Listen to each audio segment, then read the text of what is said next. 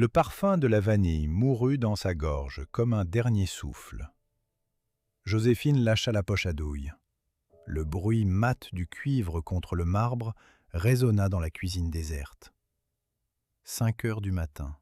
Les becs de gaz crachotaient leur lumière jaune sur les moules en étain, sur les rangées de pralines alignées comme des soldats d'ambre, sur ses mains qui tremblaient sans qu'elle puisse les contrôler.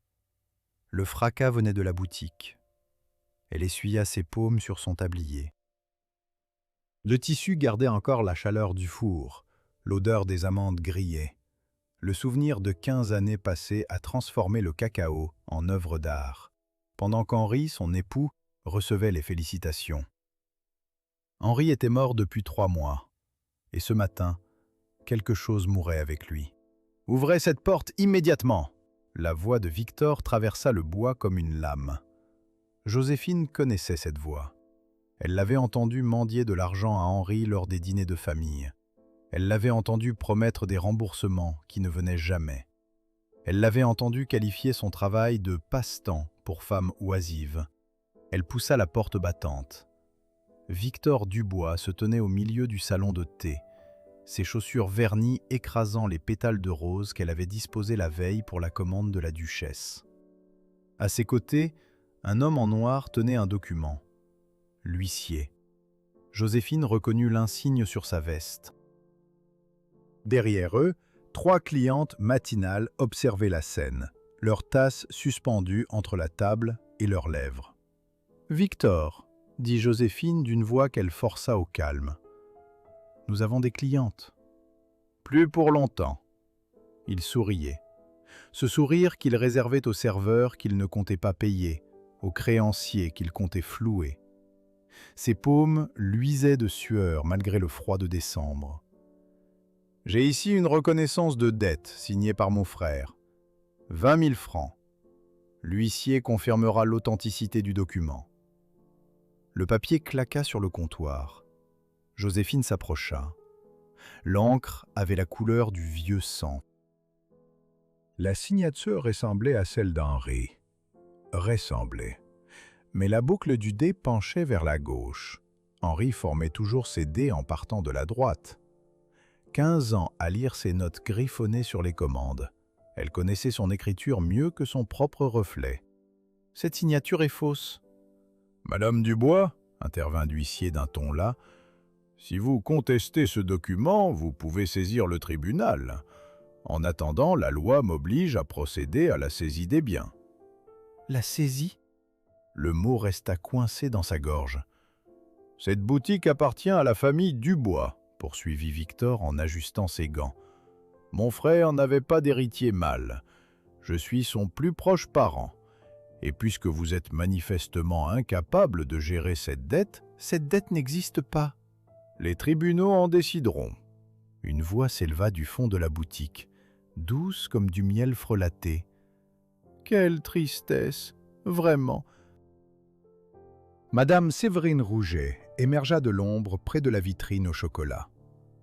Ses cheveux roux flamboyaient sous la lumière des bougies. Ses boucles d'oreilles en émeraude captaient chaque reflet comme des yeux de serpent.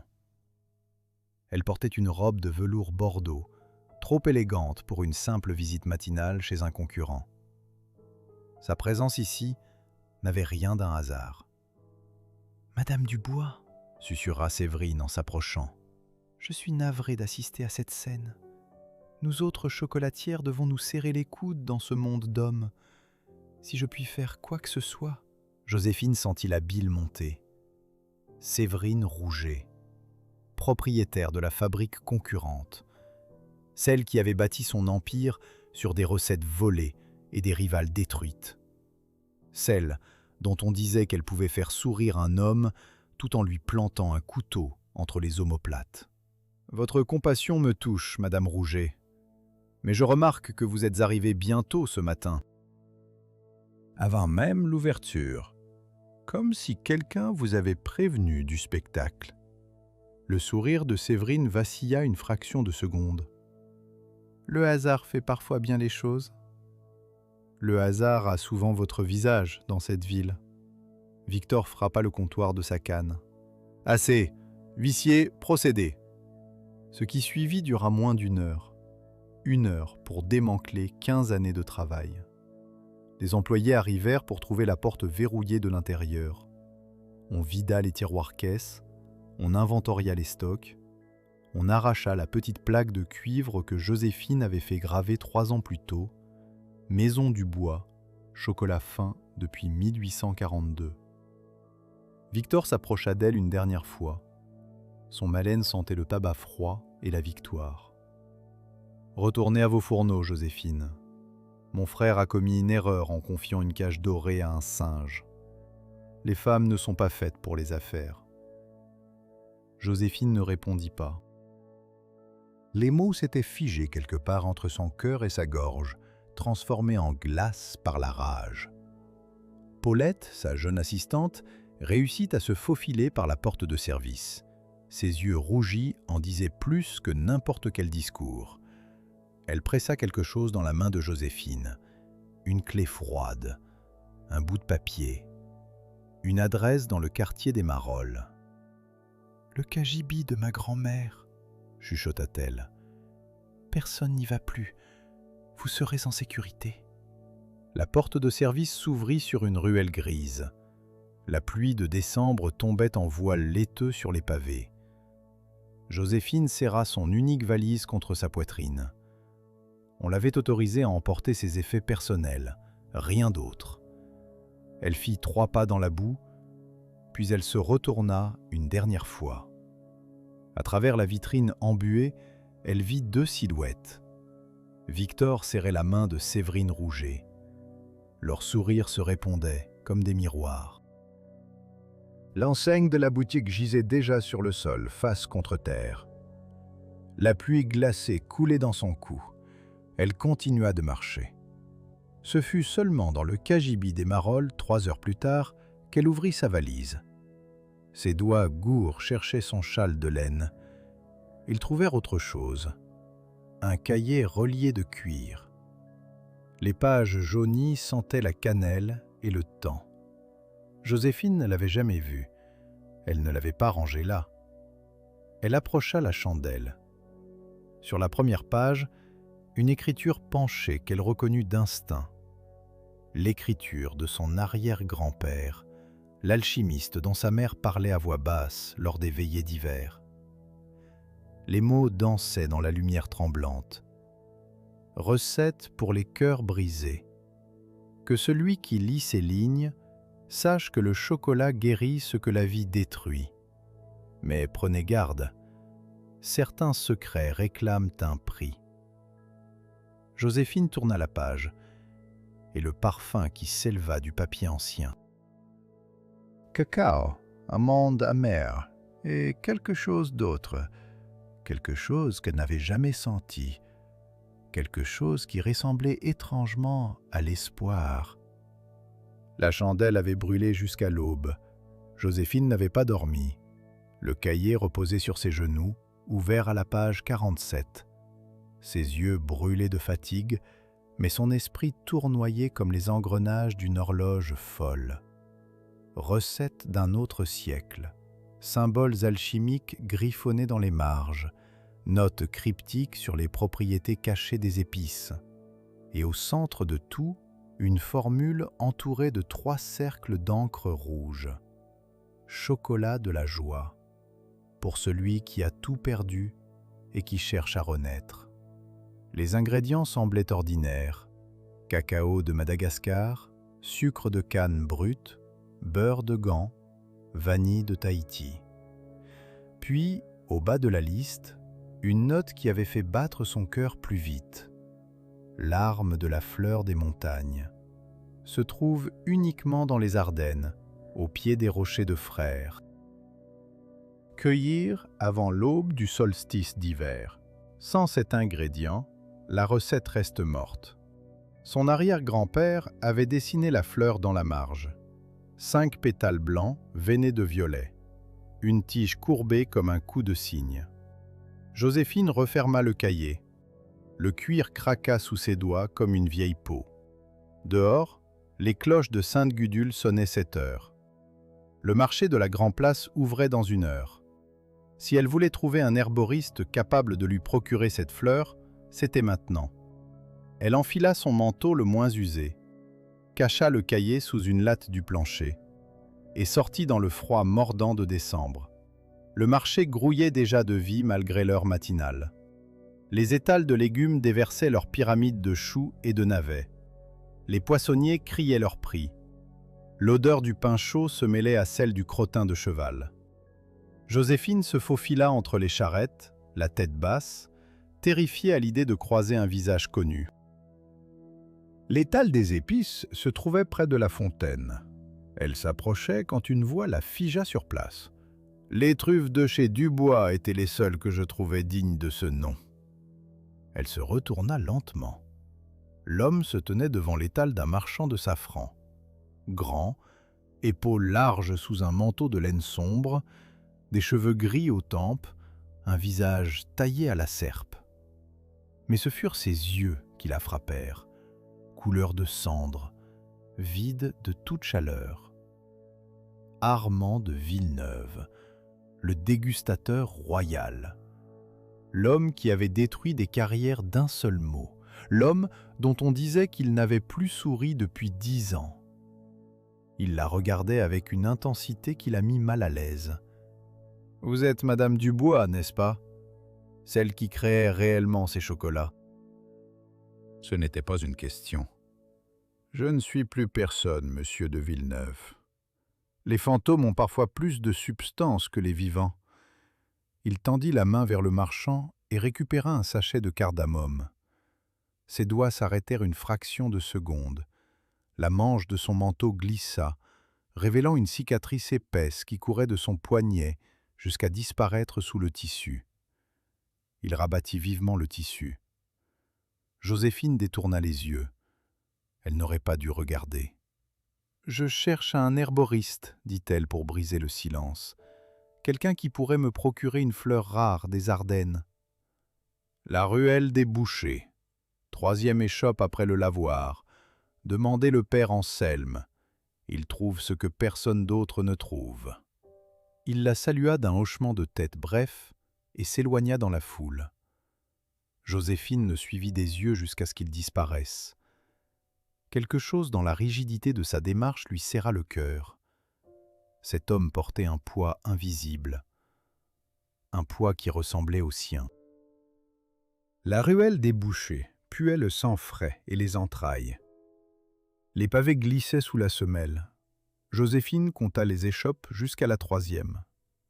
Une porte basse, surmontée d'un bouquet d'herbes séchées. Elle poussa le battant. L'intérieur sentait le thym sauvage et le mystère. Des bocaux s'alignaient sur des étagères branlantes, remplies de racines, de poudre, de choses qu'elle préférait ne pas identifier. Un vieil homme émergea de l'ombre, barbe blanche, yeux vifs comme ceux d'un renard. « Je cherche une fleur, dit Joséphine. Des Ardennes, 5 pétales blancs veinés de violet. » Le père Anselme plissa les yeux. La larme de montagne. Personne ne m'a demandé cette plante depuis 30 ans. Vous pouvez la trouver? Je peux tout trouver. La question est de savoir si vous êtes prête à payer le prix. Combien? Pas de l'argent, madame. Un avertissement. Le dernier homme qui a cherché cette recette était votre arrière-grand-père. Et il a brûlé ses notes volontairement. Certains secrets sont dangereux. Joséphine sentit un frisson lui parcourir l'échine. Mais elle pensa à Victor, à son sourire gras, à Séverine et ses émeraudes, à 15 années de travail réduites en cendres en une seule matinée. Je prends le risque. Le vieil homme hocha la tête lentement. Revenez dans 3 jours, j'aurai votre fleur. Elle paya la compte et sortit dans la ruelle. Le froid lui mordit les joues. Elle fit 3 pas avant de sentir le papier dans sa poche. Un papier qu'elle n'avait pas mis là. Elle le déplia. Je sais qui a falsifié la reconnaissance de dette. Venez à la chapelle Sainte-Gudule au coucher du soleil. Un ami. L'écriture était élégante, féminine. Aucune signature. Le soleil déclinait déjà derrière les toits de Bruxelles quand Joséphine poussa la lourde porte de la chapelle. L'odeur d'encens lui emplit les narines. Les vitraux projetaient des taches de couleur sur les dalles usées. Ses pas résonnaient dans le silence. « Vous êtes venu ?» La voix venait de l'ambre d'une colonne. Séverine Rouget émergea dans la lumière mourante. Ses émeraudes brillaient comme des yeux de démon. Son sourire avait la douceur d'une lame aiguisée. Joséphine recula d'un pas. « Vous ? Moi ? Ne fuyez pas, ma chère. Nous avons des intérêts communs. Je n'ai rien de commun avec vous. » Séverine s'approcha. Le froissement de sa robe de soie résonnait comme un sifflement de serpent sur les dalles de pierre. « Victor Dubois est un imbécile. Un joueur criblé de dettes qui a cru pouvoir me manipuler. Je lui ai suggéré l'idée de la fausse reconnaissance. Et maintenant qu'il a pris votre boutique, je compte la lui reprendre. » Joséphine sentit son sang se glacer. « Si vous avez orchestré ma chute. » J'ai simplement accéléré l'inévitable. Victor voulait votre argent depuis des années. Je lui ai montré comment l'obtenir. Et maintenant, je vais lui prendre tout ce qu'il possède. Pourquoi me raconter tout cela ? Le sourire de Séverine s'élargit. Parce que vous avez quelque chose que je veux. Ce cahier que vous avez trouvé dans votre valise. Je sais qu'il existe, je sais ce qu'il contient. Donnez-le-moi, et je détruis Victor. Je vous rends votre boutique, tout redevient comme avant. Joséphine comprit soudain. Le cahier dans sa valise. Quelqu'un l'y avait placé, quelqu'un qui savait. Paulette ? Non, Paulette n'avait jamais vu ce cahier. Quelqu'un d'autre l'avait glissé là, quelqu'un qui voulait qu'elle le trouve. Et maintenant, Séverine le réclamait comme si elle avait des droits dessus. « Vous mentez !» dit Joséphine d'une voix ferme. « Vous n'avez jamais eu l'intention de m'aider. Vous voulez éliminer Victor pour prendre sa place, et moi avec. » Le masque de Séverine vacilla. « Vous êtes plus intelligente que je ne pensais. Les femmes que vous détruisez apprennent vite. » Séverine fit un pas de plus. Son parfum envahit l'espace. Musc et ambre. L'odeur du danger. Réfléchissez bien, Joséphine. Bruxelles est une petite ville pour 2 chocolatières, et les serpents, comme vous dites, finissent toujours par mordre. Elle tourna les talons et disparut dans l'ombre du transept. Joséphine resta seule dans la chapelle. La dernière lueur du soleil mourait sur les vitraux. Son cœur battait si fort qu'elle entendait le sang pulser dans ses tempes. Elle avait 2 ennemis maintenant, 2 prédateurs qui la voulaient morte ou soumise. Et pour seule arme, un cahier vieux d'1 siècle et une fleur qui n'existait peut-être plus. Elle sortit dans la nuit tombante et faillit percuter Armand de Villeneuve qui se tenait sur le parvis, immobile comme une statue de sel. « J'ai entendu », dit-il simplement. Chaque mot. Joséphine ouvrit la bouche pour répondre, mais il leva la main. « Rentrez chez vous, protégez ce cahier et ne faites confiance à personne. » Il fit un pas vers elle. La lueur d'un réverbère éclaira son visage. Pour la première fois, elle y vit autre chose que la froideur, quelque chose qui ressemblait à de la rage contenue. « Séverine Rouget a détruit ma vie il y a 10 ans. Si vous voulez la combattre, je peux vous aider. Mais vous devez d'abord me prouver que vous en valez la peine. » Il disparut dans l'obscurité avant qu'elle puisse répondre. Joséphine rentra au cagibi des Marolles. Elle souleva la latte du plancher. Le cahier était toujours là, intact. Elle le serra contre son cœur comme un trésor, ou comme une arme. 3 semaines avaient transformé le cagibi des Marolles en laboratoire clandestin. Joséphine contempla son œuvre à la lueur de la chandelle. Des moules en étain récupérés chez un ferblantier, Un petit fourneau de fonte acheté à crédit, des bocaux alignés sur une planche branlante. Et au centre de la table bancale, la fleur des montagnes, séchée avec soin, réduite en poudre fine comme de la poussière d'étoiles. Le père Anselme avait tenu parole. Elle versa le cacao fondu dans le bol de cuivre. L'arôme emplit l'espace étroit comme une présence vivante. Ses mains retrouvaient les gestes anciens, la rotation lente du poignet, l'inclinaison précise du récipient, le moment exact où le mélange atteignait la température parfaite. Puis elle ajouta la poudre de fleurs. Le chocolat changea de couleur, un brun profond qui virait vers l'ambre. Et l'odeur, Dieu, cette odeur! Cacao, cannelle et quelque chose d'autre. Quelque chose qui faisait monter les larmes aux yeux sans raison. Elle en versa quelques gouttes dans un moule, attendit que le chocolat fige, le démoulda avec des doigts tremblants.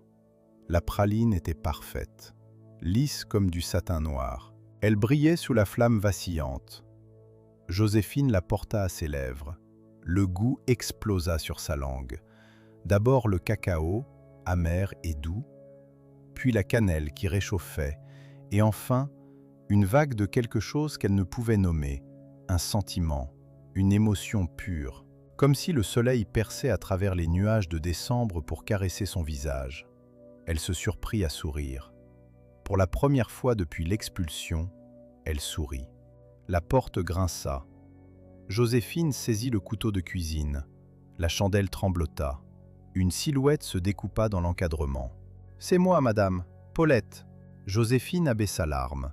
Son cœur battait encore la chamade. « Tu m'as fait une peur terrible. » La jeune femme entra vivement et referma derrière elle. Ses joues étaient rouges de froid. Ses yeux brillaient d'excitation. « J'ai des nouvelles. Victor a engagé un nouveau chef pâtissier, un incompétent de Liège qui brûle tout ce qu'il touche. Les clients se plaignent.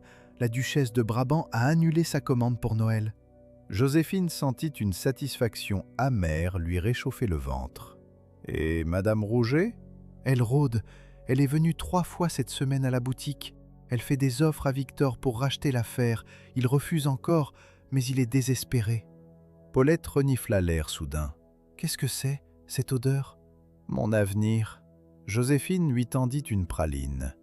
Paulette la porta à sa bouche avec méfiance. Puis son visage se transforma. Ses yeux s'écarquillèrent, un rire lui échappa. « Mon Dieu !» C'est comme si le bonheur avait un goût. C'est exactement ce que c'est. Les jours suivants, Joséphine travailla sans relâche. Elle perfectionna la recette, ajusta les proportions, créa des variations. Truffes à la violette, pralines au gingembre confit, écorce d'orange enrobée de ce chocolat miraculeux. Paulette distribuait des échantillons aux voisins du quartier des Marolles, les ouvriers, les lavandières, les mendiants même. Et partout, la même réaction. Les visages qui s'illuminaient, les yeux qui brillaient, les sourires qui naissaient sur des lèvres habituées à la tristesse. Les rumeurs se répandirent comme une traînée de poudre. On parlait d'une chocolatière mystérieuse dans les bas quartiers, une femme sans nom qui créait des douceurs capables de guérir les cœurs brisés. Les gens venaient de plus en plus loin. Ils faisaient la queue devant le cagibi dès l'aube. Joséphine les recevait voilée. Elle avait teint ses cheveux en noir avec des noix de Galles, portait les vêtements d'une veuve de province. Personne ne reconnaissait la femme élégante qui dirigeait autrefois la maison du bois. Elle était morte. Madame Morel était née. Le 8e jour, Armand de Villeneuve frappa à sa porte. Elle faillit ne pas lui ouvrir. Mais quelque chose dans la façon dont il se tenait, les épaules voûtées contre le vent glacial, la fit céder. Il entra sans un mot, balaya du regard l'atelier minuscule, les moules, les bocaux, le fourneau qui crachait sa chaleur. Puis il s'arrêta devant la table où reposaient les pralines du jour. « Je vous ai suivi depuis le marché, dit-il enfin. Chaque jour. J'ai vu les files d'attente, j'ai entendu les murmures. » Joséphine croisa les bras sur sa poitrine. « Vous m'espionnez ? Je vous observe. » « Ce n'est pas la même chose. » Il prit une praline sans demander la permission, la porta à sa bouche, mâcha lentement. Joséphine retint son souffle. Le visage d'Armand ne changea pas d'abord, puis quelque chose craqua dans son regard. La glace fondit une fraction de seconde. Ses yeux de cendre s'humidifièrent. Sa main se crispa sur le bord de la table. « Qui vous a appris cela ?» Sa voix était rauque, presque brisée. « Un mort, » répondit Joséphine. Il resta silencieux un long moment. Puis il se redressa, recomposa son masque de froideur. Mais quelque chose avait changé entre eux. Joséphine l'avait vu vulnérable. Il ne pourrait jamais l'effacer. « J'ai accès aux cuisines royales, » dit-il. « Le roi Léopold organise un dîner de gala pour la nouvelle année. Si votre chocolat parvenait à sa table... » « Ma boutique m'a été volée. Mon nom est souillé. Je ne peux pas me présenter au palais. »« Vous n'aurez pas à le faire. J'ai un ami, un négociant de confiance. Il peut présenter vos créations comme une importation de Suisse. Personne ne saura que c'est vous. » « Et en échange ?» Armand releva sa manche. La cicatrice courait sur son avant-bras comme un serpent de chair blanche. La brûlure avait dû être atroce. « Il y a 10 ans, j'avais une femme et une fille. Elles sont mortes dans l'incendie de notre maison. On a classé l'affaire comme un accident. Mais je sais que c'était un meurtre. Et je sais que quelqu'un de la famille Dubois était impliqué. » Le cœur de Joséphine se serra. « Victor ?»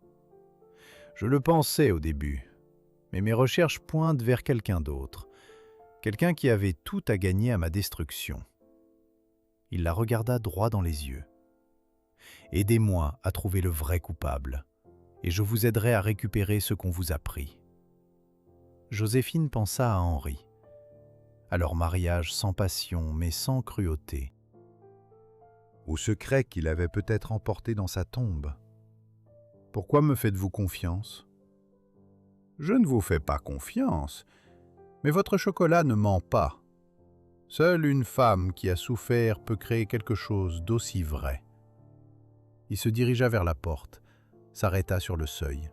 « Le dîner royal est dans 15 jours. Préparez vos meilleures créations. Je reviendrai vous chercher. » La porte se referma sur le froid de décembre.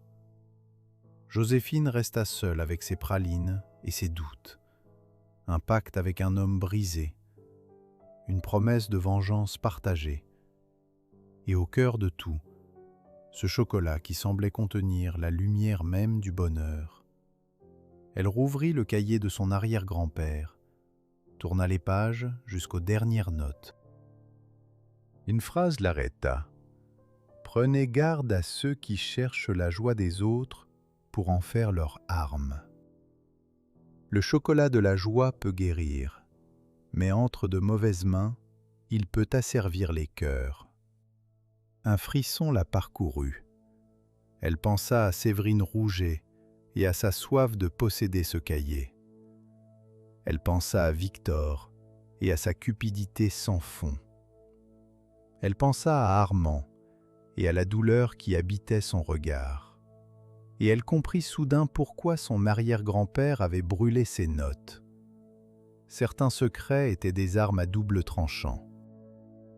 Le lendemain matin, un message glissé sous sa porte la glaça jusqu'aux os.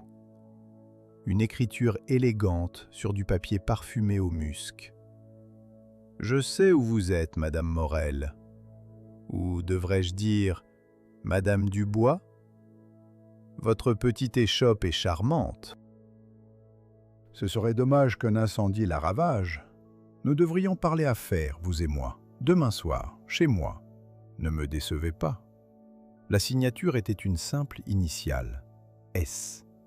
Séverine savait, et maintenant le piège se resserrait des deux côtés. Les cuisines du palais royal ressemblaient à une ruche en pleine effervescence. Joséphine se faufila derrière Armand par l'entrée des fournisseurs. L'odeur de graisse chaude et de viande rôtie lui prit la gorge. Des dizaines de marmitons couraient entre les fourneaux monumentaux. Les ordres fusaient en français, en flamand, en dialecte qu'elle ne reconnaissait pas. La chaleur était suffocante malgré le froid de janvier qui régnait dehors. « Par ici !» murmura Armand. Il la guida à travers le chaos jusqu'à une petite pièce à l'écart, un office réservé au dessert, plus calme, plus intime. Des moules en cuivre pendaient au plafond comme des stalactites dorées. Joséphine posa sa boîte sur la table de marbre. Ses mains tremblaient légèrement. Dans quelques heures, le roi Léopold goûterait ses créations, sans savoir que la femme qu'on avait chassée comme une voleuse se tenait à 50 pas de sa table. Le négociant s'appelle Vanderberg, expliqua Armand. Il présentera vos chocolats comme une importation de Genève, la maison Helvetica. Personne ne questionnera la provenance. Et si quelqu'un reconnaît le goût? C'est justement ce que nous voulons. Que votre talent parle, que les rumeurs enflent, que Victor et Séverine deviennent fous de jalousie. Il s'approcha d'elle. La lumière des chandelles creusait des ombres sous ses yeux. Vous avez lu le message de Séverine. Elle vous a convoqué hier soir. Je n'y suis pas allé. Dangereux, moins que de me jeter dans la gueule du loup. Un sourire effleura les lèvres d'Armand. Le premier qu'elle lui voyait depuis leur rencontre. Vous apprenez vite. La porte de l'office s'ouvrit brusquement. Un homme corpulent en livrée bleue entra en soufflant. Vanderberg. Joséphine le reconnut à la description d'Armand. Joues rouges, moustache cirée, l'air d'un bourgeois satisfait de lui-même. « Tout est prêt », annonça-t-il. « Les desserts seront servis après le rôti de faisan. Vous, il désigna Joséphine, vous restez ici, invisible. Si quelqu'un vous demande, vous êtes une aide cuisinière engagée pour la soirée. » Elle hocha la tête. Vanderberg emporta la boîte précieuse et disparut dans le tumulte des cuisines. L'attente commença. Joséphine resta tapie dans l'ombre de l'office. Par la porte entr'ouverte, elle observait le balai des serveurs. Les plateaux d'argent chargés de victuailles, les carafes de vin qui circulaient, les murmures qui filtraient depuis la grande salle. Puis Vanderberg revint chercher les desserts, puis le silence, puis des éclats de voix. Joséphine se glissa hors de l'office, se faufila jusqu'à une porte de service qui donnait sur la salle de réception. Elle l'entrebâilla d'un pouce. Le spectacle lui coupa le souffle. La salle brillait de mille feux, lustres de cristal, dorures, miroirs qui multipliaient la lumière à l'infini. Une centaine de convives en habits de soirée. Et au bout de la table interminable, le roi Léopold lui-même, sa barbe grise taillée avec soin. Il tenait une de ses pralines entre le pouce et l'index. Il la porta à sa bouche. Joséphine cessa de respirer. Le visage du roi changea. Ses sourcils se haussèrent. Ses yeux s'écarquillèrent légèrement. Il mâcha lentement, avala. Puis il se tourna vers la reine assise à sa droite. « Charlotte, goûtez ceci. » La reine s'exécuta. Sa réaction fut plus visible encore. Elle posa sa main gantée sur son cœur. Un sourire illumina ses traits fatigués. « Majesté, dit-elle, c'est comme si le soleil avait fondu sur ma langue. » Un murmure parcourut la table. Les convives se penchèrent vers les plateaux de dessert. Les mains se tendirent. Les pralines disparurent en quelques minutes. « Qui a créé ces merveilles ?» demanda le roi d'une voix forte. Vanderberg s'avança en s'inclinant. « Un maître chocolatier de Genève, votre majesté, la maison Helvetica. Ils m'ont confié leur création en exclusivité pour le marché belge. Trouvez-moi cet artisan. Je veux qu'il devienne fournisseur de la couronne. » Joséphine sentit une vague de triomphe lui réchauffer le ventre. Elle avait réussi. Son talent avait parlé plus fort que les mensonges de Victor, plus fort que les manigances de Séverine. Puis son sang se glaça. Dans la foule des convives, elle venait de reconnaître deux visages. Victor Dubois, engoncé dans un habit trop serré, le front luisant de sueur. Il fixait les plateaux vides avec une expression de pure incompréhension. À quelques places de lui, Séverine rougeait, resplendissante dans une robe émeraude qui s'accordait à ses boucles d'oreilles. Elle ne regardait pas les desserts. Elle regardait la porte de service. Elle regardait Joséphine. Leurs yeux se croisèrent une fraction de seconde. Le sourire de Séverine était celui d'un chat qui vient de repérer une souris. Joséphine referma la porte et recula dans l'ombre. Son cœur battait si fort qu'elle entendait le sang pulser dans ses tempes. Avait-elle rêvé? Non. Séverine l'avait vu. Séverine savait. Une main se posa sur son épaule. Elle faillit crier. « Sortez par la porte nord », murmura Armand derrière elle. « Je vous rejoins dans 1 heure, au cagibi. » Elle obéit sans discuter, traversa les cuisines la tête basse, franchit les portes de service, se retrouva dans le froid mordant de la cour intérieure. La neige tombait en fines dentelles glacées sur les pavés. Elle courut. Le cagibi des Marolles lui parut un refuge béni après la splendeur terrifiante du palais. Elle verrouilla la porte, alluma une chandelle, s'assit sur le tabouret bancal et attendit. Armand arriva 1 heure plus tard, comme promis. Mais il n'était pas seul. Vanderberg l'accompagnait, le visage blême sous ses joues habituellement rouges. « Séverine Rouget a approché le roi après le dîner », annonça Armand sans préambule. « Elle lui a dit qu'elle connaissait l'origine véritable des chocolats, que la maison Helvetica n'existait pas, que tout cela n'était qu'une imposture. » Joséphine sentit le sol se dérober sous ses pieds. « Et le roi ?» Il a ri. Il a dit que seul le goût importait, pas le nom. Mais Séverine n'abandonnera pas. Elle sait que vous êtes derrière tout cela. Vanderberg s'avança, un papier à la main. Elle m'a fait remettre ceci, par son valet, juste avant que je parte. Joséphine déplia le message. « Chère impostrice, bravo pour ce petit tour de passe-passe. Le roi est charmé, Victor est furieux. Et moi, je suis intrigué. Vous avez du talent, vous avez du courage, mais vous n'avez pas d'argent, pas de boutique, pas de nom. Je vous propose un marché. Vendez-moi la recette du chocolat de la joie. En échange, je détruis Victor. Je vous rends votre réputation et nous devenons associés. Réfléchissez vite. Ma patience a des limites. Est-ce ? Joséphine froissa le papier.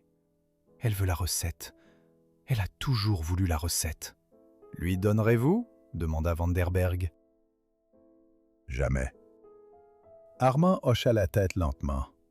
Alors nous passons à la phase suivante. Séverine veut la recette. Victor aussi. Ils vont se déchirer pour l'obtenir. Et pendant qu'ils se battent entre eux, nous préparons le piège final. Il sortit un carnet de sa poche. J'ai découvert autre chose ce soir, au palais. Victor a contracté de nouvelles dettes, des dettes énormes. Il a hypothéqué la boutique pour financer son train de vie. S'il ne rembourse pas avant le printemps, tout lui sera saisi. Et Séverine le sait ? Elle compte là-dessus. Elle attend qu'il s'effondre pour racheter les ruines. Joséphine comprit soudain le jeu. 2 prédateurs qui se croyaient chasseurs. Et elle, la proie qu'il méprisait, qui tenait entre ses mains l'appât qu'ils convoitaient tous les deux. « Nous allons leur vendre un rêve, » dit-elle lentement. « Un faux secret, une recette qui les détruira tous les deux. » Armand sourit dans la pénombre. « Vous êtes une femme dangereuse, Joséphine Dubois. »« Madame Morel, » corrigea-t-elle. « Joséphine Dubois est morte, et c'est son fantôme qui va les enterrer. » La chandelle crépita dans le silence. Dehors, La neige continuait de tomber, ensevelissant Bruxelles sous un manteau de silence blanc. Et quelque part dans la nuit, une invitation au bal chocolaté de la duchesse de Flandre attendait d'être ouverte. Le bal chocolaté de la duchesse de Flandre attirait l'élite de Bruxelles, comme les papillons vers une flamme mortelle. Joséphine ajusta son masque de velours noir devant le miroir fêlé du cagibi. Paulette avait déniché cette robe dans une malle oubliée au grenier de sa grand-mère. Soie bleu nuit. Broderie d'argent sur le corsage. Un vêtement d'une autre époque, mais suffisamment élégant pour passer inaperçu parmi les invités. « Vous êtes magnifique », souffla Paulette. « Personne ne vous reconnaîtra. » C'est bien ce qui m'inquiète. Le plan était risqué. Se glisser dans le bal masqué, observer les interactions entre Victor et Séverine, repérer leurs failles et surtout faire circuler les rumeurs sur la mystérieuse chocolatière de Genève qui avait conquis le roi. Armand l'attendait dans une voiture de location au coin de la rue.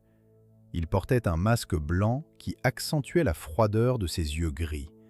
Un costume sombre, impeccable. Personne n'aurait reconnu le dégustateur royal dans cet anonymat soigné. « Vanderberg est déjà sur place », annonça-t-il, tandis que la voiture s'ébranlait. « Il a réussi à faire inviter Madame Morel comme représentante de la maison Helvetica. Et si quelqu'un me démasque ? Vous nierez. Vous prétendrez être une simple employée, une intermédiaire. » La voiture s'arrêta devant l'hôtel particulier de la duchesse. Les fenêtres brillaient comme des yeux dorés dans la nuit d'hiver. Des carrosses déversaient leurs passagers masqués sur le perron illuminé de torches. Joséphine descendit. Son cœur battait contre ses côtes comme un oiseau prisonnier. L'intérieur du palais était une symphonie de lumière et de décadence. Des lustres monumentaux, des miroirs qui multipliaient les reflets à l'infini. Et partout, sur des présentoirs d'argent, des chocolats de toutes les formes. Truffes enrobées de poudre d'or, pralines sculptées comme des bijoux, fontaines de chocolat fondu où les invités trempaient des fruits confits. Mais aucun de ces chocolats n'était le sien.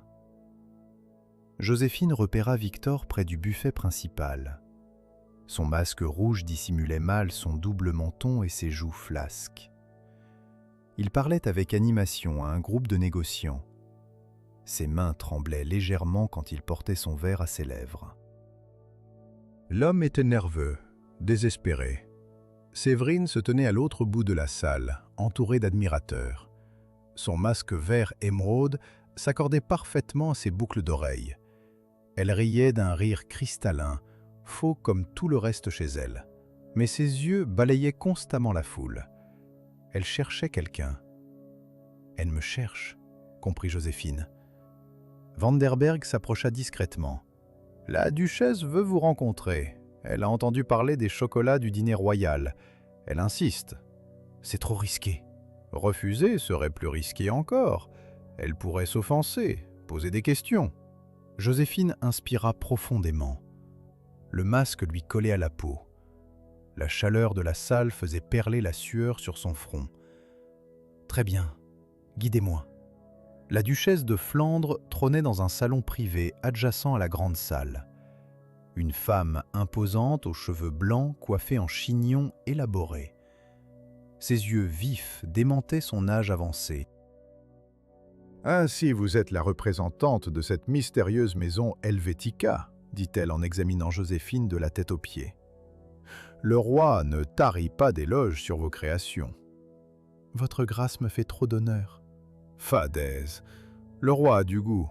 Si vos chocolats l'ont impressionné, c'est qu'il le mérite.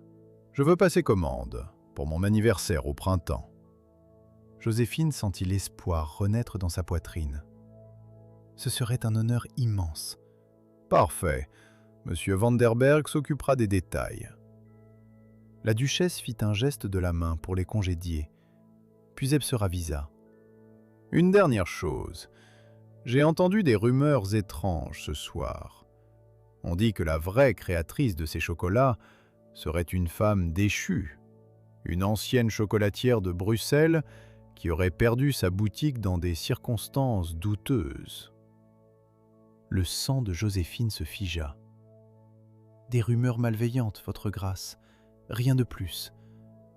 Peut-être, mais je connais cette ville. Les rumeurs sont souvent plus vraies que les vérités officielles. Ses yeux perçants se posèrent sur Joséphine avec une intensité troublante. Si cette femme existe, si elle a vraiment créé ces merveilles, je lui conseillerais de sortir de l'ombre. Le talent ne devrait jamais se cacher, surtout quand il peut détruire ceux qui l'ont piétiné. Joséphine s'inclina sans répondre et quitta le salon le cœur battant. Dans la grande salle, l'ambiance avait changé. Une dispute éclatait près des fontaines de chocolat. Victor gesticulait furieusement face à un homme en costume gris. Joséphine reconnut l'homme, un créancier célèbre de la ville basse, l'un de ceux qui avaient la réputation de ne jamais pardonner les dettes impayées. « Il sifflait, Victor. Donnez-moi jusqu'au printemps. Vous m'avez déjà dit cela à l'automne, et à l'été avant. Ma patience est épuisée, monsieur Dubois. » Les invités s'écartaient comme une marée devant un récif. Les murmures enflaient. Victor perdait la face publiquement. Son masque ne pouvait dissimuler la panique qui déformait ses traits. Séverine observait la scène depuis l'autre côté de la salle. Son sourire était celui d'une araignée qui voit sa proie s'empêtrer dans sa toile. Joséphine comprit soudain. C'était elle. Séverine avait orchestré cette humiliation publique. Elle avait probablement payé le créancier pour qu'il confronte Victor ce soir, devant tout le monde, devant l'élite de Bruxelles. Elle détruisait Victor morceau par morceau. Armand apparut à côté de Joséphine. « Regardez bien, » murmura-t-il. « C'est ainsi qu'elle procède. Elle attend que ses victimes s'affaiblissent, puis elle frappe quand elles sont à terre. » « Comment savez-vous tout cela ? » « Parce qu'elle m'a fait la même chose, il y a 10 ans. » Sa voix était froide comme la mort. « L'incendie qui a tué ma femme et ma fille n'était pas un accident. C'était un message pour me faire taire, pour me briser. » « Séverine a fait cela ? » ?»« Non, elle n'a fait que fournir les informations nécessaires à celui qui a allumé le feu. » »« Qui ?» Armand se tut un long moment, puis il prononça un nom qui fit chanceler Joséphine. « Henri Dubois, votre époux. » Le sol sembla se dérober sous ses pieds. « Non, c'est impossible. Henri était un homme faible, manipulé par son frère, manipulé par Séverine. Il a payé quelqu'un pour mettre le feu, pour me détruire parce que j'avais découvert leur malversation financière, des faux documents, des dettes truquées, le même système qu'ils ont utilisé contre vous. » Joséphine sentit les larmes brûler derrière son masque. L'homme qu'elle avait épousé, l'homme avec qui elle avait partagé 15 ans de vie, un meurtrier. Pourquoi ne m'avoir rien dit ? Parce que je n'avais pas de preuves, jusqu'à maintenant. Armand sortit un papier de sa poche. J'ai trouvé ceci dans les archives du notaire de votre époux. Une lettre qu'Henri a écrite peu avant sa mort. Une confession. Il ne l'a jamais envoyée, mais il l'a gardée. Peut-être voulait-il se faire pardonner. Peut-être voulait-il que quelqu'un sache la vérité. Joséphine prit la lettre d'une main tremblante. L'écriture d'Henri. Les mêmes boucles qu'elle connaissait si bien. Les mots dansaient devant ses yeux embués. Ma chère Joséphine, si tu lis ces lignes, c'est que je ne suis plus de ce monde. Il y a des choses que je n'ai jamais eu le courage de te dire, des actes impardonnables que j'ai commis par faiblesse et par peur. L'incendie de la maison Villeneuve, les fausses dettes de mon frère, les secrets que j'ai gardés pour protéger une femme qui ne méritait pas ma loyauté. Séverine Rouget m'a tenu en laisse pendant des années avec des menaces et des promesses. Je n'ai pas eu la force de lui résister. Pardonne-moi. Pardonne-moi pour tout. Henri. La lettre glissa entre ses doigts. Dans la grande salle, la musique continuait de jouer. Les masques continuaient de tournoyer. Et quelque part dans cette foule de mensonges et de faux semblants, Séverine Rouget souriait toujours. Joséphine ramassa la lettre. La colère remplaçait la douleur. Une colère froide et déterminée. « Cette confession, dit-elle d'une voix ferme, elle suffirait à détruire Séverine ? Combinée avec les témoignages que j'ai rassemblés ?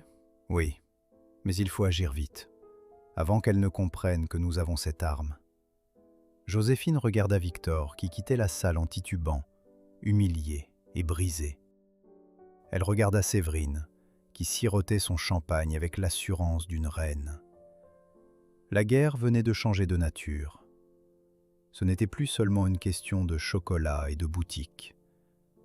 C'était une question de justice. La confession d'Henri brûlait dans la poche de Joséphine comme un charbon ardent. 3 jours s'étaient écoulés depuis le bal. 3 jours pendant lesquels elle n'avait presque pas dormi. Elle relisait la lettre sans cesse, cherchant entre les lignes des indices supplémentaires, des preuves qu'elle aurait manquées. L'homme qu'elle avait cru connaître pendant 15 ans n'était qu'un fantôme. Un masque derrière lequel se cachait un lâche, un complice de meurtre. Et pourtant, malgré tout, elle ne pouvait pas le haïr entièrement. Henri avait été faible, manipulé, piégé dans une toile tissée par des araignées plus venimeuses que lui. Sa mort précoce n'était peut-être pas un hasard. Peut-être Séverine avait-elle décidé qu'il devenait un risque, un témoin gênant qu'il valait mieux éliminer. Joséphine secoua la tête pour chasser ses pensées sombres. Elle avait du travail. Le KGB s'était transformé en quartier général de guerre. Des papiers couvraient chaque surface disponible. Les témoignages qu'Armand avait rassemblés au fil des années, les documents financiers que Vanderberg avait récupérés auprès de ses contacts dans les banques. Et au centre de tout, le cahier de son arrière-grand-père, ouvert à une page qu'elle n'avait jamais remarquée auparavant, une page sur les poisons.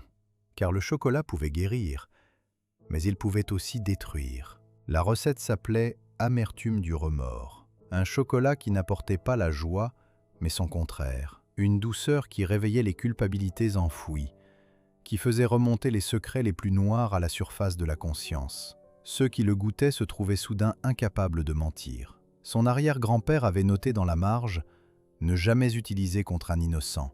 Les conséquences seraient terribles, réservées aux âmes corrompues qui méritent d'affronter leurs propres ténèbres. » Joséphine avait longuement hésité avant de préparer cette recette. C'était une arme.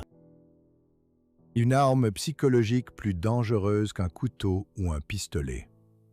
Mais face à des adversaires comme Séverine et Victor, les armes ordinaires ne suffisaient pas. Elle avait besoin de leurs aveux, publics, irréfutables. Le chocolat de l'amertume du remords reposait maintenant dans une boîte d'acajou. 6 pralines noires comme la nuit, parfaites en apparence, mortelles pour les âmes coupables. Un coup frappé à la porte interrompit ses réflexions. Paulette entra en coup de vent, les joues rougies par le froid et l'excitation. « C'est fait !» annonça-t-elle. « Victor a reçu une invitation. Il croit qu'elle vient de Séverine. Une proposition de rachat de la boutique. Rendez-vous demain soir à l'Hôtel de la Monnaie. » Et Séverine ? Elle a reçu une invitation identique, signée Victor. Une offre de partenariat. Joséphine sourit malgré elle. Le piège était tendu. 2 prédateurs qui croyaient se rencontrer pour négocier. Qui découvriraient qu'ils avaient été manipulés. Et au milieu de leur confusion, elle apparaîtrait avec ses chocolats et ses preuves. Armand arriva 1 heure plus tard avec des nouvelles supplémentaires. « J'ai convaincu 3 témoins de se présenter demain soir. L'ancien comptable de Victor qui a été congédié après avoir découvert les faux documents, une servante de Séverine qui l'a entendu discuter de l'incendie avec Henri, et le médecin qui a signé le certificat de décès de ma femme et de ma fille. Ils acceptent de témoigner publiquement. Ils ont tous des raisons de vouloir voir ces deux monstres tomber. Victor a ruiné le comptable. Séverine a fait renvoyer la servante sans référence. Et le médecin porte le poids de son silence depuis 10 ans. Joséphine hocha la tête lentement. Et les autorités? J'ai contacté le commissaire Hendricks, un homme intègre. Il sera présent demain soir, incognito, prêt à procéder aux arrestations si les preuves sont suffisantes. Tout se mettait en place, mais quelque chose troublait encore Joséphine. Une pièce du puzzle qui ne s'emboîtait pas parfaitement. Armand, la lettre d'Henri mentionne des secrets qu'il gardait pour protéger Séverine, mais il ne précise pas lesquels. S'il y avait autre chose? Quelque chose de plus grave encore? Armand fronça les sourcils. « À quoi pensez-vous » ? Je ne sais pas, un pressentiment. Henri était faible, mais il n'était pas stupide. S'il a accepté de participer à l'incendie, c'est que Séverine avait quelque chose contre lui. Quelque chose de terrible. Le silence s'étira entre eux. Paulette, qui écoutait depuis le seuil, s'avança timidement. « Madame, il y a quelque chose que je ne vous ai jamais dit. » « Quelque chose que j'ai vu il y a des années, avant votre mariage avec Monsieur Henri. » Joséphine se tourna vers elle. « Parle. » J'étais apprenti à l'époque. Je travaillais pour une couturière de la rue Haute. Un soir, j'ai vu Monsieur Henri sortir d'une maison close. Ce n'était pas inhabituel pour un homme de sa condition. Mais il n'était pas seul. Il y avait une femme avec lui. Une femme qu'il tenait par la main, comme s'ils étaient amants. Séverine? Non, madame. C'était la sœur de Séverine, Marguerite Rouget, celle qui est morte 2 mois avant votre mariage. Joséphine sentit son sang se glacer. Marguerite Rouget. Elle se souvenait de ce nom. Une jeune femme fragile qui s'était noyée dans la Seine. Un accident tragique, avait-on dit à l'époque, ou un suicide. Personne ne savait vraiment. « Tu es sûre de ce que tu as vu ?»« Certaine, madame. » Je n'ai jamais oublié son visage. Elle pleurait. Monsieur Henri essayait de la calmer. Il lui parlait à l'oreille avec une douceur que je ne lui connaissais pas. Les pièces du puzzle commençaient à s'assembler. Henri et Marguerite, une liaison secrète. Et 2 mois plus tard, Marguerite morte, Henri marié à Joséphine, Séverine qui tenait Henri en laisse pendant des années. « Elle savait, » murmura Joséphine. « Séverine savait pour Henri et sa sœur, et elle l'a utilisé contre lui. Elle l'a fait chanter. » Armand comprit en même temps qu'elle. Et si la mort de Marguerite n'était pas un accident? Si Henri était impliqué d'une façon ou d'une autre? Ou si Séverine elle-même avait tué sa propre sœur pour avoir cette emprise sur Henri? Le cagibi sembla soudain plus froid, plus sombre. Ils n'affrontaient pas seulement des escrocs et des manipulateurs, ils affrontaient peut-être une meurtrière. Joséphine prit une décision. « Nous maintenons le plan pour demain soir. » Mais nous ajoutons une question. Je veux savoir ce qui est vraiment arrivé à Marguerite Rouget. Elle ouvrit la boîte d'acajou et contempla les pralines noires. Le chocolat de l'amertume fera parler Séverine. Si elle a tué sa sœur, elle ne pourra pas le cacher. La vérité sortira. Toute la vérité. La nuit tomba sur Bruxelles comme un voile de deuil. Joséphine ne dormit pas. Elle resta assise près de la chandelle, le cahier de son arrière-grand-père sur les genoux. Elle relut les avertissements qu'il avait laissés, les mises en garde contre l'usage imprudent de ces recettes.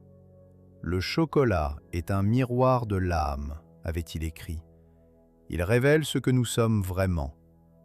Offrez-le avec amour, et il multipliera l'amour. Offrez-le avec haine, et il multipliera la haine. Ne confondez jamais la justice avec la vengeance. Joséphine ferma le cahier. Justice ou vengeance? Elle ne savait plus très bien où se situait la frontière. Mais demain soir, elle aurait sa réponse. et Séverine Rouget aussi. L'aube se leva sur une ville couverte de givre. Les toits de Bruxelles scintillaient comme du sucre glacé. Joséphine se prépara avec soin. Elle choisit une robe sobre mais élégante, noire et argent, les couleurs d'une veuve qui refuse de se laisser enterrer. Elle glissa la boîte de chocolat dans son sac et la lettre d'Henri contre son cœur. Ce soir, les masques tomberaient. Tous les masques. L'hôtel de la Monnaie dressait sa façade néoclassique contre le ciel crépusculaire de février. Joséphine observait l'entrée depuis l'ombre d'une voiture de location garée de l'autre côté de la place. Les lampadaires à gaz projetaient des cercles de lumière jaune sur les pavés mouillés. Quelques passants pressés traversaient l'esplanade, leurs silhouettes courbées contre le vent glacial qui soufflait depuis la Seine. À ses côtés, Armand vérifiait pour la 10e fois les documents rassemblés dans sa sacoche de cuir. « Les témoins sont en place », murmura-t-il. « Le comptable attend dans le salon Est, la servante dans l'antichambre. Le médecin arrivera dans une demi-heure avec le commissaire Hendricks. Et Vanderberg ? Il a réservé la grande salle de réception sous prétexte d'une dégustation privée pour des investisseurs suisses. Personne ne soupçonnera rien jusqu'au moment voulu. » Joséphine serra la boîte d'acajou contre elle. Les 6 pralines de l'amertume du remords pesaient comme du plomb dans ses mains gantées. Elle avait relu les avertissements de son arrière-grand-père toute la journée. Les mots résonnaient encore dans sa tête comme un glas funèbre. Ne jamais utiliser contre un innocent. Elle espérait de tout son cœur que Séverine et Victor n'étaient pas innocents. La première voiture arriva à 7 heures précises. Victor en descendit, engoncé dans un pardessus de laine qui dissimulait mal sa corpulence croissante. Il regarda autour de lui avec nervosité. Ses yeux balayèrent la place sans s'arrêter sur la voiture où se cachait Joséphine. Puis il gravit les marches de l'hôtel et disparut à l'intérieur. 10 minutes plus tard, une seconde voiture s'arrêta. Séverine Rouget en émergea comme une apparition de soie pourpre et de fourrure blanche. Même à cette distance, Joséphine pouvait voir l'assurance féline de sa démarche, la façon dont elle possédait l'espace autour d'elle simplement en existant. Elle aussi monta les marches et franchit les portes de bronze. Les 2 prédateurs étaient dans la cage. « C'est l'heure !» dit Armand. Joséphine descendit de voiture. Le froid lui mordit les joues instantanément. Elle ajusta son voile de dentelle noire, celui qui dissimulait suffisamment ses traits pour entretenir le mystère de Madame Morel. Ses pas résonnèrent sur les pavés tandis qu'elle traversait la place. L'intérieur de l'hôtel de la Monnaie embaumait le café, le tabac fin. Des lustres de cristal projetaient une lumière dorée sur les murs lambrissés de chêne. Un portier en livrée la guida vers la grande salle de réception au fond du corridor principal. Elle entra. Victor et Séverine se faisaient face au centre de la pièce. Leurs visages exprimaient la même confusion furieuse. Ils s'étaient manifestement déjà rendus compte qu'ils avaient été dupés. « Qu'est-ce que cela signifie ?» aboya Victor en voyant entrer Joséphine. « Qui êtes-vous » Séverine, elle, ne posa pas de questions. Ses yeux verts se plissèrent avec une intelligence reptilienne. Elle reconnaissait la silhouette, le port de tête, la façon de marcher. « Madame Dubois » ronronna-t-elle. « Ou devrais-je dire Madame Morel ?» Quelle charmante surprise! Victor sursauta comme si on l'avait frappé. « Joséphine, c'est impossible. Tu es morte, ruinée, détruite ?» Joséphine retira son voile d'un geste lent et délibéré. « Comme vous pouvez le constater, je suis toujours là. » Le silence qui suivit était si épais qu'on aurait pu le trancher au couteau. Armand entra à son tour, refermant la porte derrière lui. Il se posta près de la fenêtre, les bras croisés, son regard de cendre fixé sur Séverine. « Vous » souffla-t-elle en le reconnaissant. « Armand de Villeneuve, je vous croyais brisé depuis longtemps. » On ne brise pas un homme qui n'a plus rien à perdre. On le libère. Joséphine avança vers la table centrale où Vanderberg avait disposé des verres de cristal et une carafe de vin. Elle y posa la boîte d'acajou. « J'ai une proposition à vous faire, à tous les deux. » Victor ricana nerveusement. « Une proposition, après ce que tu nous as fait ? Ce que je vous ai fait ? Vous m'avez volé ma boutique. » Vous avez fabriqué de fausses dettes. Vous avez détruit ma réputation. Et vous osez parler de ce que je vous ai fait ? Des affaires, intervint Séverine avec un haussement d'épaules élégant. Rien de personnel. Rien de personnel ? Joséphine sortit la lettre d'Henri de sa poche et la déplia devant eux. Mon époux a écrit cette confession avant de mourir.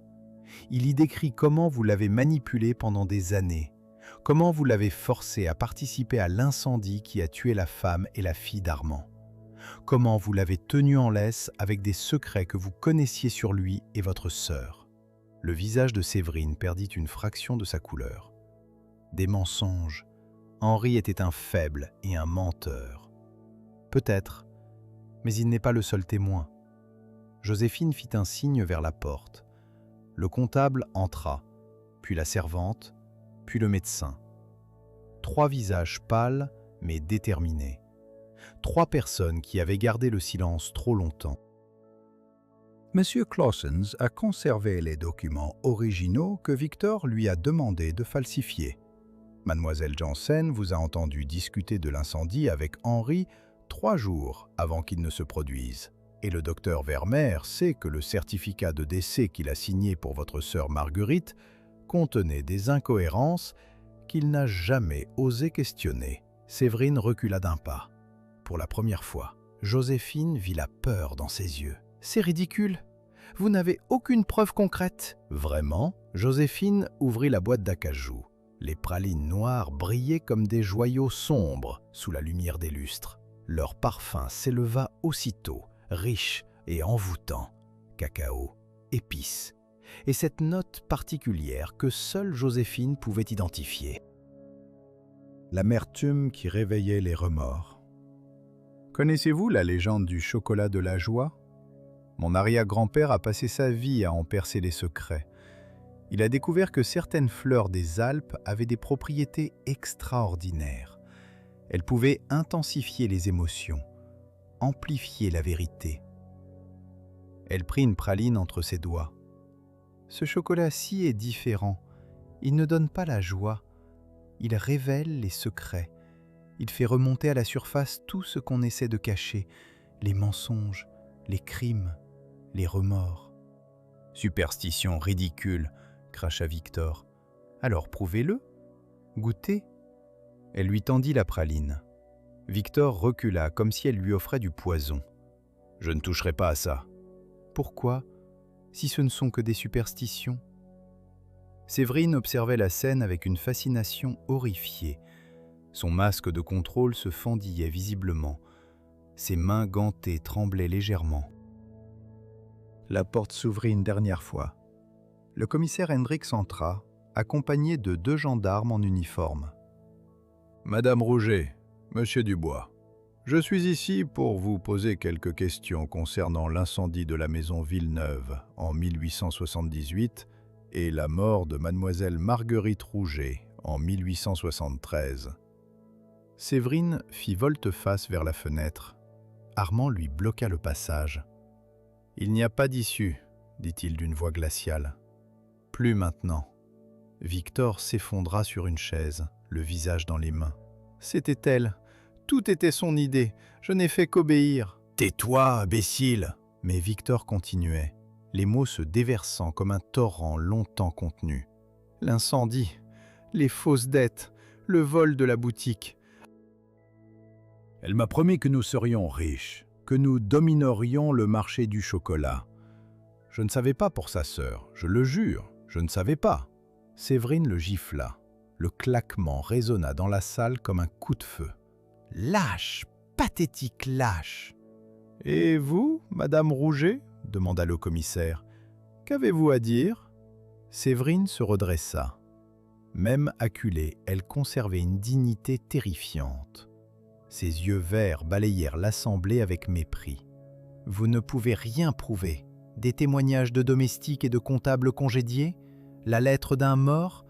Aucun tribunal ne... Joséphine lui tendit une praline. Goûtez, si vous êtes innocente, vous n'avez rien à craindre. Leurs regards se croisèrent, et dans les yeux de Séverine, Joséphine vit enfin la vérité, la peur, la culpabilité, et quelque chose d'autre, quelque chose qui ressemblait presque à du soulagement. Séverine prit la praline.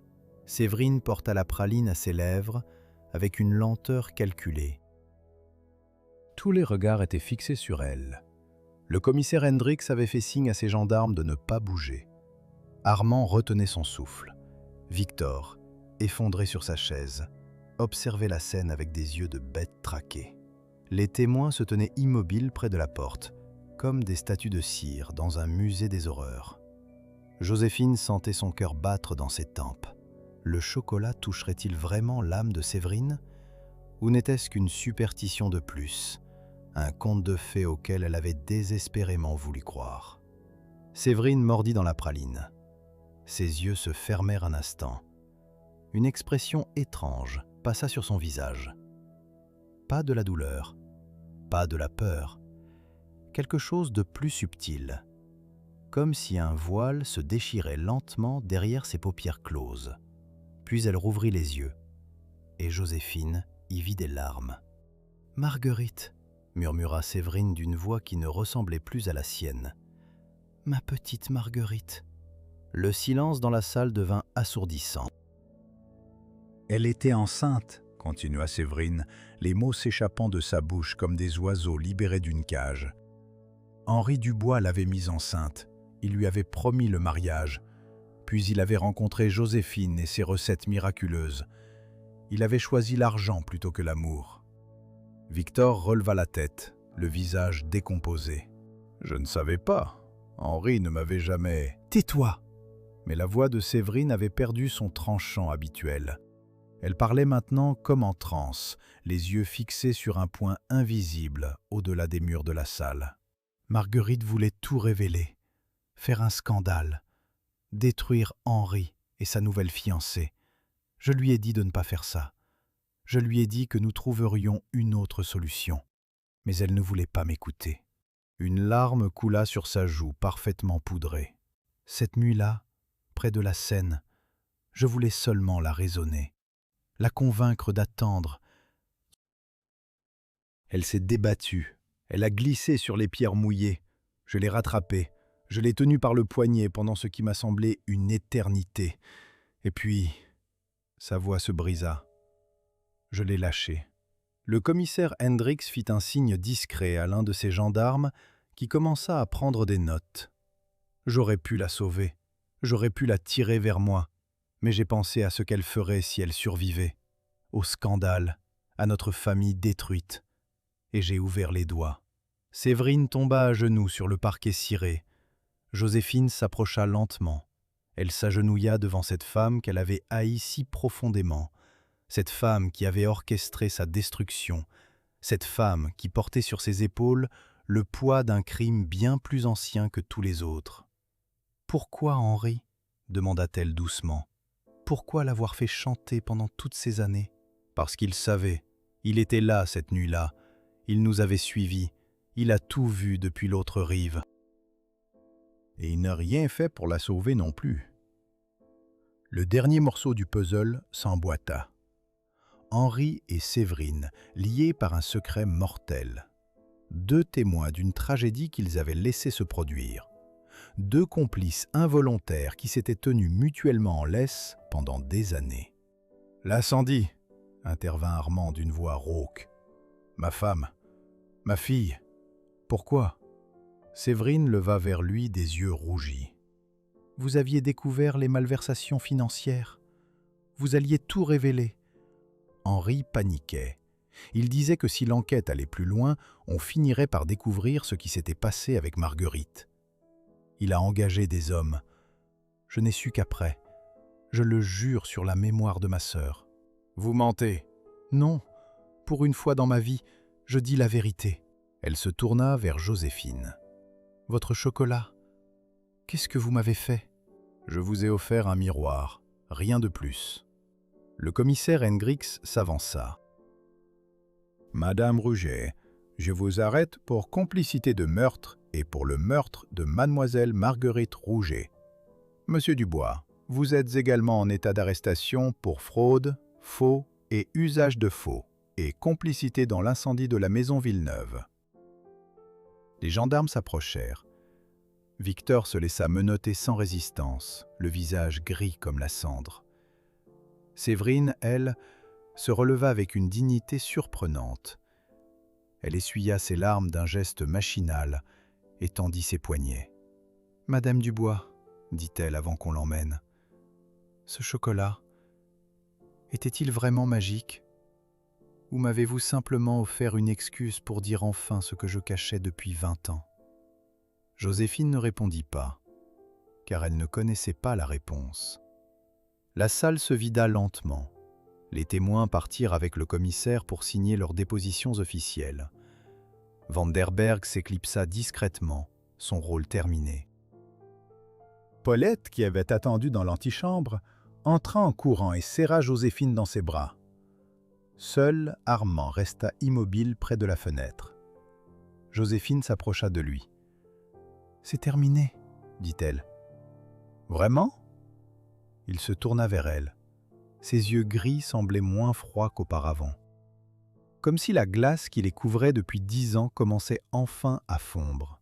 « Ma femme s'appelait Élise.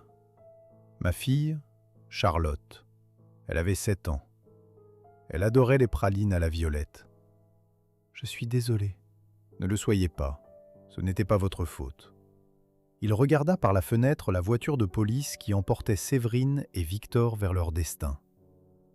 Pendant 10 ans, j'ai vécu pour ce moment, pour les voir tomber. Et maintenant que c'est fait, je ne ressens rien. Juste du vide. Le vide se remplit, Armand, avec le temps. Elle posa sa main sur son bras. Vous m'avez aidé quand personne d'autre ne l'aurait fait. Sans vous, je serais morte dans ce cagibi des Marolles. Ou pire, j'aurais abandonné. Vous n'auriez jamais abandonné. Ce n'est pas dans votre nature. Un sourire effleura les lèvres de Joséphine. Peut-être, mais vous m'avez donné une raison de me battre.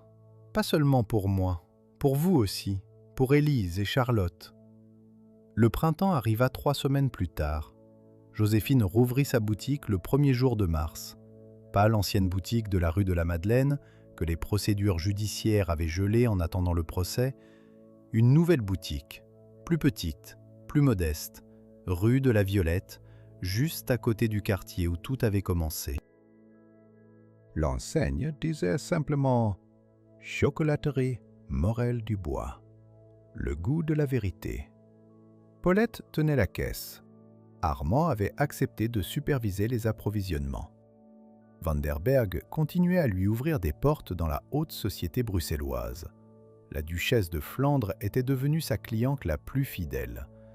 Et le roi Léopold avait officiellement nommé la mystérieuse maison Helvetica, désormais révélée au grand jour, fournisseur officiel de la couronne.